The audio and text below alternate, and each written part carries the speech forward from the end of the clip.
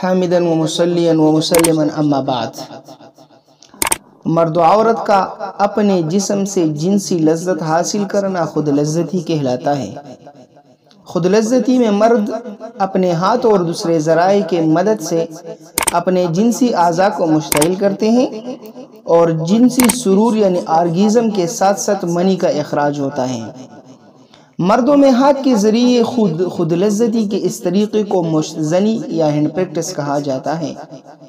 The national health and social life کی survey اور دوسری ریسرچ کے مطابق تہذیبی اقدار اور ممانعات کے باوجود دنیا کے 50 تا 90% افراد مشتزنی کرتے ہیں، جن میں کنوارے اور شادی شدہ سبھی شامل ہیں۔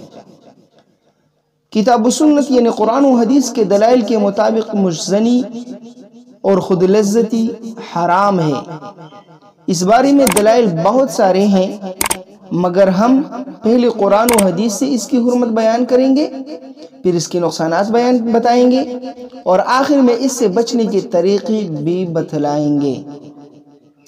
چنانچہ سورہ نور کی 5ویں اور 6ٹھی آیت میں ارشاد باری تعالی ہے: اعوذ باللہ من الشیطان الرجیم، بسم اللہ الرحمن الرحیم، والذین هم لفروجهم حافظون الا على ازواجهم او ما ملكت ایمانهم فانهم غیر ملومین۔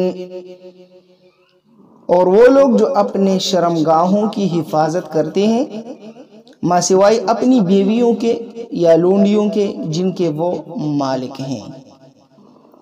اس آیت کے تحت علامہ ابن کثیر رحمہ اللہ لکھتے ہیں کہ امام شافعی رحمہ اللہ اور دیگر علماء کرام ہاتھ سے منی خارج کرنے کے عمل کو اس آیت کی روح سے حرام قرار دیتے ہیں۔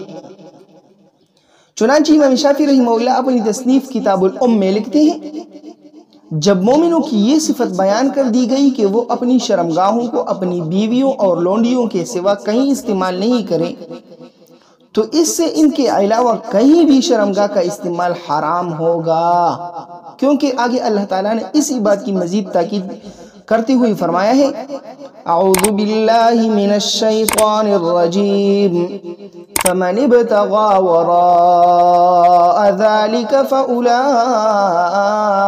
هم العادون۔ یعنی جو شخص ان کے علاوہ کوئی اور راستہ تلاش کرے وہی لوگ زیادتی کرنے والے ہیں۔ اس لیے مردانہ عضو خاص کو صرف بیوی اور لونڈی میں ہی استعمال کیا جا سکتا ہے، اس لیے مشتزنی حلال نہیں ہے۔ اسی طرح سورہ نور کی 33ویں آیت میں ارشاد باری تعالی ہے: دوسری دلیل، اعوذ باللہ من الشیطان الرجیم، بسم اللہ الرحمن الرحیم، وَلْيَسْتَعْفِفِ الَّذِينَ لَا يَجِدُونَ نِكَاحًا حَتَّى يُغْنِيَهُمُ اللَّهُ مِن فَضْلِهِ۔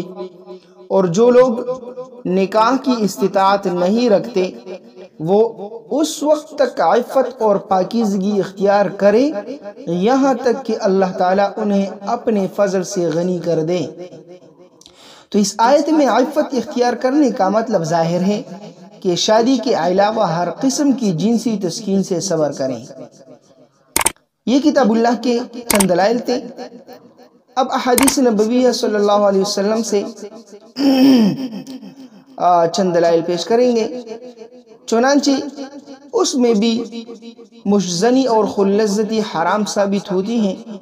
چنانچہ بخاری شریف میں سیدنا عبداللہ بن مسعود رضی اللہ تعالیٰ عنہ کی روایت ہے کہ ہم نوجوان نبی کریم صلی اللہ علیہ وسلم کے ساتھ تھے اور ہمارے ساتھ کچھ نہیں تھا، تو آپ صلی اللہ علیہ وسلم نے فرمایا: اے نوجوانوں کی جماعت، جو تم میں سے شادی کی ضروریات یعنی شادی کے اخراجات اور جماع کی قوت رکھتا ہے وہ شادی کر لے، کیونکہ یہ نظروں کو جھکانے والی ہے اور شرمگاہ کو تحفظ دینے والی ہے، اور جس کے پاس استطاعت نہ ہو وہ روزے لازمی رکھیں، یہ اس کے لیے توڑ ہے، یعنی حرام میں واقع ہونے سے رکاوٹ بن جائے گا۔